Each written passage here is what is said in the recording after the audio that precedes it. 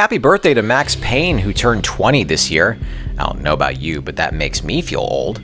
Next year he'll be old enough to drink and we can take him out for a proper birthday party, but this year I've decided that since it's easily one of my favorite game series, I'm taking a look back at all three games and we'll go over what made them so iconic, my own personal experiences and thoughts on them, and why they're still worth playing now.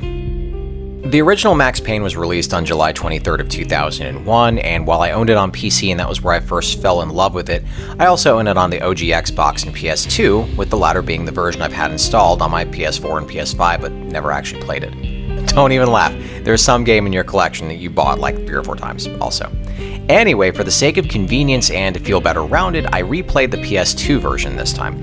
Let me tell you right now, and I'll elaborate later, but skip the consoles and just get it on Steam. It is the best experience. So without further ado, let's get started with part 1 of my Max Payne series review, and of course we're starting with the original, Max Payne. It was July of 2001. It's a great way to start this off, right? I was working at Barnes & Noble and quietly hating people who would pull books off the shelf to read them and not return them, sneaking muffins from the cafe without any of the baristas noticing, and not understanding what all the hysteria was about that Harry Potter kid. If you were a kid zipping around town in your custom Civic or Eclipse back then, and you'd be picking up the new White Stripes, NSYNC, or Jimmy Eat World albums. I mean, maybe not these specific ones if you drove either of those cars, but you know what I mean. Going to the movies meant checking out Legally Blonde, Wet Hot American Summer, or getting disappointed by the piss-poor Final Fantasy Spirits Within movie, which at the time fellow club member Adam called it, and I quote, the best looking piece of shit I've ever seen. Coincidentally, that's what my ex-girlfriends and co-workers have said about me. Yes, it was a magical time, just a couple months before one of the single worst days in our country's history that changed everything. And continues to. Max Payne is an action-packed noir tale of revenge, where the story asks what happens when a man has literally nothing left to lose. It's been said that people are at their most dangerous when stripped of everything that tethers them to a normal life. We've also seen in real life how this plays out to disastrous effect.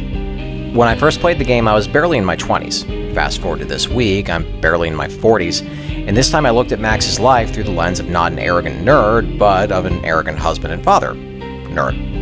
I did this the first time I played The Last of Us as well, and while that hit home as I was a new dad back then, I can honestly say that Max Payne felt a lot more plausible, and therefore, he's a character that I can identify with more than with Joel. I'm also not afraid of bad writing, golf clubs, or hideous women with unrealistically huge gorilla juice head arms the way Joel should be either.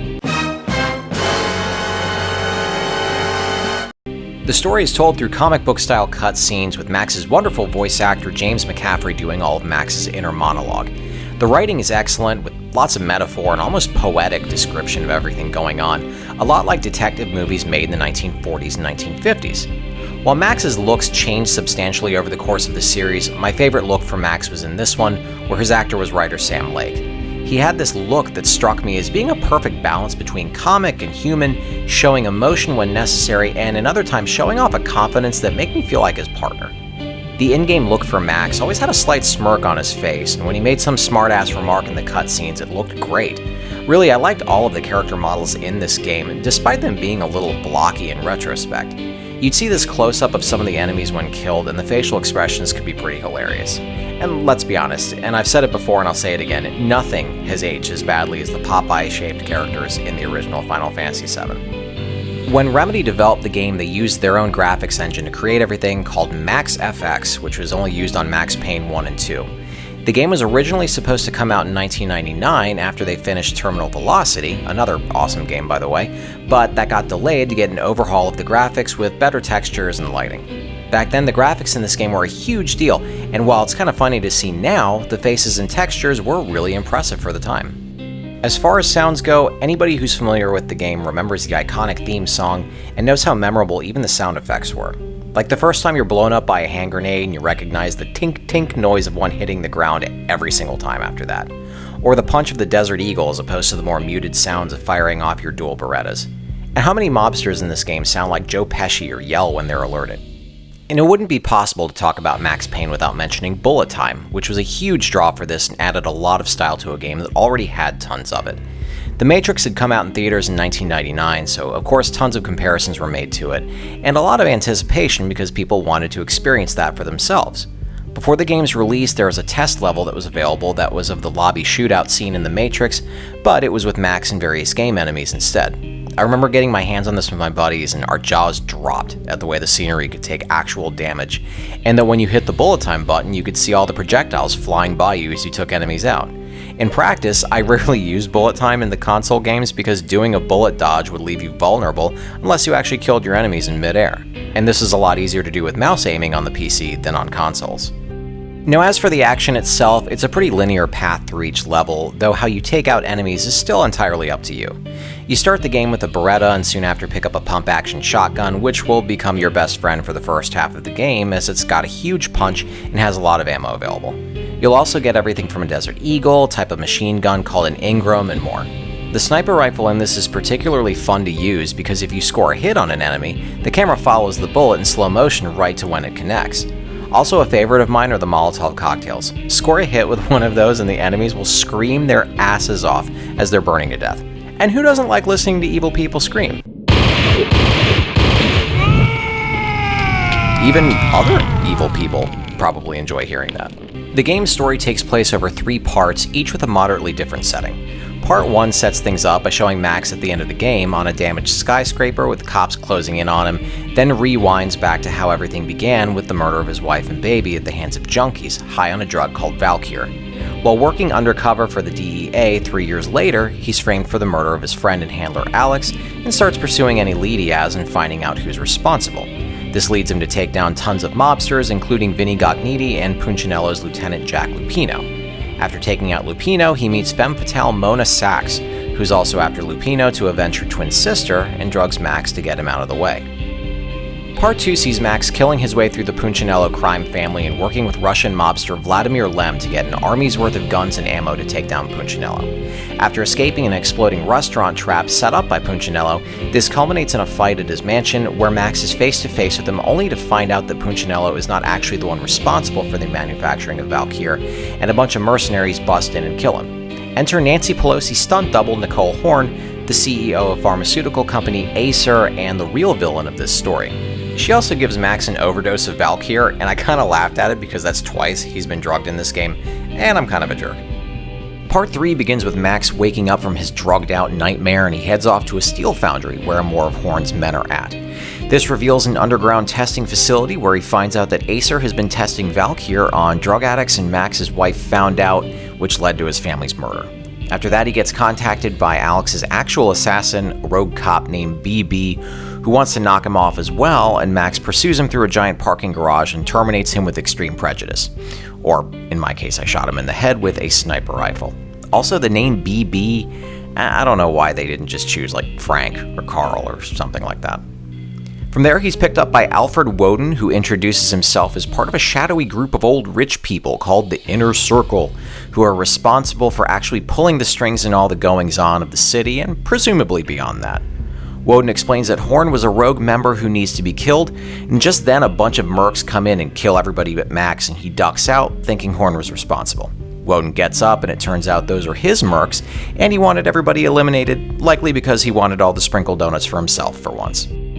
This leads Max to chase Horn up to Acer headquarters into her penthouse, where he finds Mona again. She's been hired by Horn to kill him, but she can't do it because she thinks he's a big cutie and ends up getting shot and seemingly killed by Horn's guys, but when Max goes to check on her, she's gone. Max heads to the top, and as Horn is trying to escape in her helicopter, he shoots up the antenna at the tippy top of the building that falls on top of it and kills her. At that point, the game is back at the opening scene, and Max's fight is done. The cops miraculously arrest him and don't just shoot him on sight after killing several hundred mobsters, and Max sees Woden off in the distance, knowing that he's not going to have to do any time for all the killing he did. Now, as much love as I have for this game, there were a few things I didn't like, and I'm not alone in this.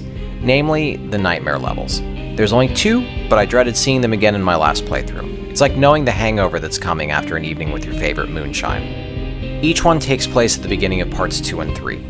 These are supposed to give a break to the action and put emphasis on Max's anguish and guilt over his family dying, but the sections are so irritating that you just want them done and over with. They consist of hallways to run through that are the exact same, and it's trial and error finding the correct path to go through, followed by these branching trails of blood over total darkness. You have to find the right one to reach Max's daughter Rose, and you use her constant crying as a compass. If you get closer, her cries are louder. But this totally backfires because you know what you don't want to listen to while trying to concentrate on something? Every parent say it with me right now. A screaming kid. Just ask anybody who works from home. So here's a taste of what it sounds like while you're trying to figure out where the hell to go.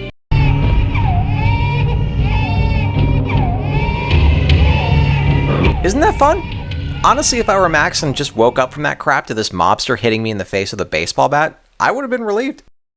Now, this also puts a big spotlight on a huge problem I found with the PS2 version, and that's the controls.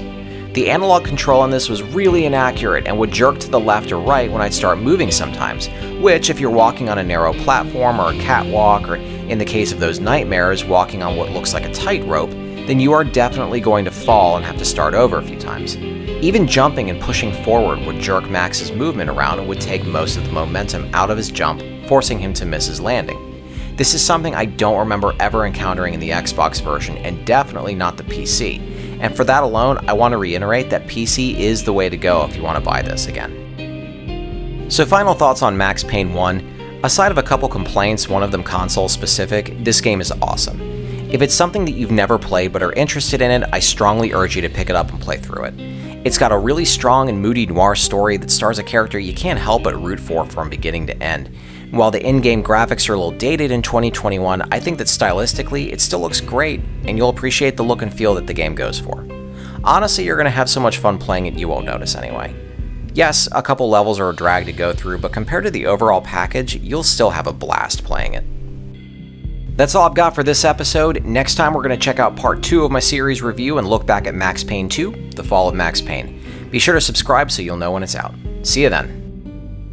Congratulations! You're one of an elite few to make it to the end of the video. Reward yourself by hitting the round subscribe button in the middle, and then check out the other goodies I've got in the links next to it.